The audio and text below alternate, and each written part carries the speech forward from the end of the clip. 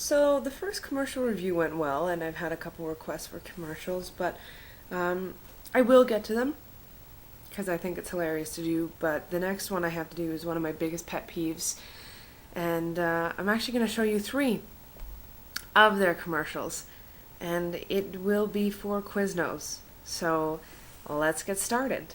I realized in the last one that I didn't let you see the entire commercials through, so you didn't really get a feel for it, so I'm going to do that now. So here's the first one. We love these subs!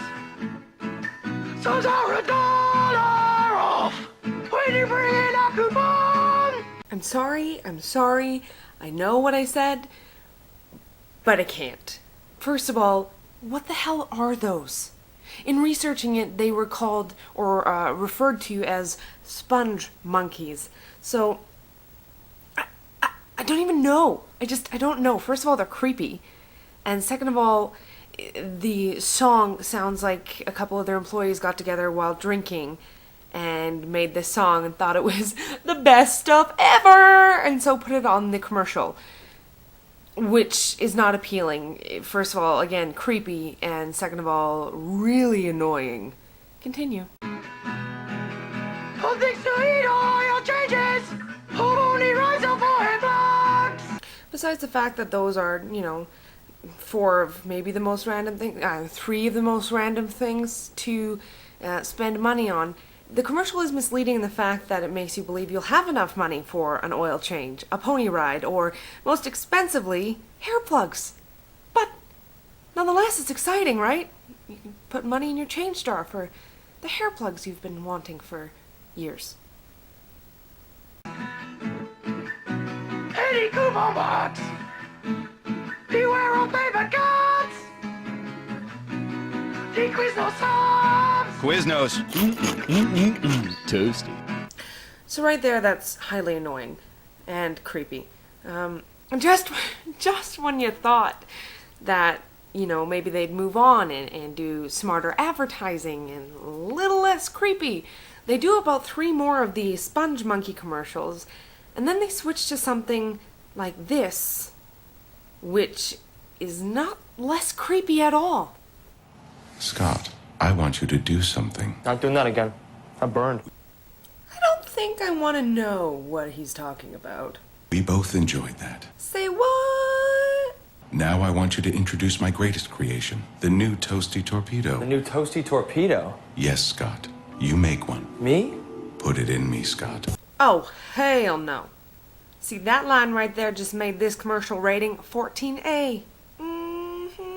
It's over a foot of Quiznos flavor on Slim Sleek Ciabatta for only $4. Say it, Scott. Only $4? Say it sexy. Between you and me, I think that the oven might be homosexual, which is not a problem, but he's obviously not picking up on the fact that Scott is straight. That's gonna make for an awkward situation later. Only $4? Sexier. Only $4. You know what? Any awkwardness that comes out of that situation is completely Scott's fault. If he has no idea what the oven is doing right now, then I'm sorry, dude, you're just oblivious, and any predicament you get yourself into, it's on you. Enjoy your only $4 sub, if you know what I mean. Quiznos. Toasty. Okay, so now we've just reviewed Quiznos going from annoying to creepy, to strictly creepy, and now we are going to notice them going directly to annoying. I don't know if they thought by adding talking kittens in this that people would go, oh, he's so cute, I want a sub. Because that's my train of thought. When I see something cute, I immediately get hungry. Interesting. Enjoy. 5, 4, 3. 5, 4, 3. Quiznos 5, 4, 3. Value menu. Get a $5 sub, woohoo, or 2 items from the choose 2 menu. Over a foot of flavor with a Toasty Torpedo for just $4. I have no idea who writes the music for the Quiznos commercials, but they should quit their day job. Because if this is it, dear God, help us all. And I'm also curious in regards to whether it's the same singer from the Sponge Monkey commercials. Because just when you think they're trying to be on pitch for the 5-4-3 part, when they get to the second part, anybody who has a well-tuned ear can tell that they're horribly off. And I don't find it cute. I don't care if you're a kitten singing. I don't care if you're a puppy singing while being held by a baby, while being held by Jesus. It doesn't matter. If you're pitchy and you're off, it's not going to sound good, and I don't appreciate it, especially if you're trying to sell me something while singing off tune. The worst part is, the commercial's not even done yet. Or toasty bullet for $3 with 5-4-3. Get 'em at Quiznos! Toasty. Firstly, the reason why I'm in a change of clothing is because between this clip and the last one, I went out for dinner with my great friend Doran Warner, and we enjoyed a lovely dinner at Earl's. And with the exception of the fact throughout the whole dinner we were trying to catch this stupid little fly that was buzzing around and taking us all off. And near the end of the dinner, as I was enjoying my second last bite of the warm potato salad I ordered from Earl's, Doran went in for a fly grab.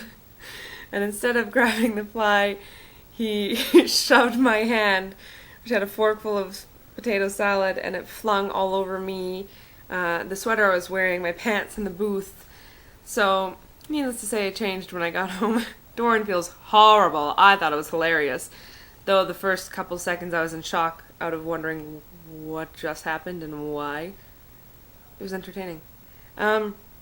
Secondly, I give Quiznos a huge thumbs down for horribly failing at their advertising technique. I understand that a lot of commercials go one of two ways. One where they try to get you to remember the commercial because it's good, whether it be hilarious like the Old Spice commercials or sad and touching and moving like the Hallmark commercials. They try to get you by remembering that they're good. Then there's the other technique that some people use, whether they realize it or not, by having such annoying commercials that you hate them so much they get stuck in your brain and therefore you can't stop thinking about it, but therefore they've successfully advertised by getting you to think about the product nonstop. And there's a version of success and failure in both aspects. Quiznos, I think, shows a great example of failure in trying to do the annoying commercial that sticks with you, because I don't remember this. These tunes, these commercials don't stick in my head. It's just whenever they pop up on the television, I have the urge to immediately change the channel or break my TV because I hate it that much. An example of successful annoying commercial would be the Subway ones, like the one that follows.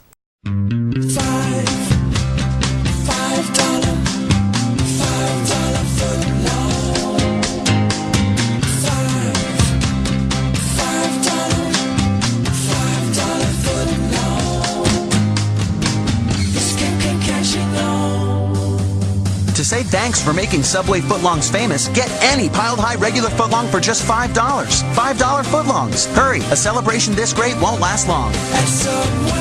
Yes, I know it was horribly annoying, but what can I say? I mean, it annoyed me from the beginning that they started advertising this campaign of the $5 footlong, and I hated it, but it got stuck in my head, and that's an example of good advertising, because it's a well-written little jingle. And then once they get the